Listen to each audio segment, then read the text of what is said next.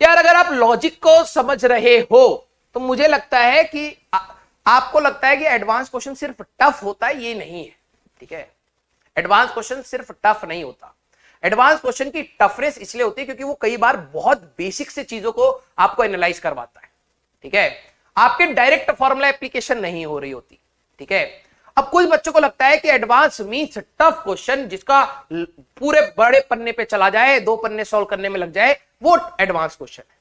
और मैं अगर आपको ये बात कह रहा हूं कि एडवांस क्वेश्चन लंबे जाते हैं, ठीक है, तो मेरा ये मतलब मत बना लेना कि भैया कि राजवंशन ने बोला है लंबा क्वेश्चन एडवांस नहीं होता, वो फर्जी टफ है, ऐसा नहीं है। जेई ने कई बार बहुत लेंदी क्वेश्चंस भी पूछे हैं, मेंस में इवन कई बार ऐसे क्वेश्चन आए जो बहुत लेंदी हुए, कई बार एडवांस में ऐसे क्वेश्चन आए हैं जो बहुत छोटे हुए। ठीक है, एडवांस का कोई भी क्वेश्चन या मेंस का कोई भी क्वेश्चन का जो डिफरेंस होता है वो आपका अप्रोच का होता है और कोई डिफरेंस नहीं होता। एडवांस के क्वेश्चन में मेजॉरिटी क्वेश्चंस आपको फ्रॉम दी स्क्रैच सोचने पे मजबूर करते हैं। तो जिन लोगों ने बेसिक फील ली है फिजिक्स की या बेसिक चीजों को अंडरस्टैंड किया है, उनके लिए एडवांस इंटरेस्टिंग और इजी भी हो सकता है कुछ टॉपिक्स।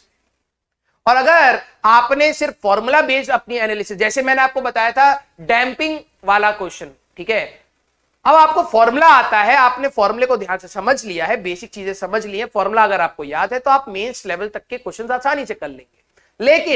लेकिन अब जब आपके लिए एडवांस की तैयारी होगी तो फ्रॉम द स्क्रैच आपको सोचना पड़ सकता है, वहां पे मिक्सिंग ऑफ द कंसेप्ट्स भी हो सकते हैं। ठीक है, हाँ यार, ओके।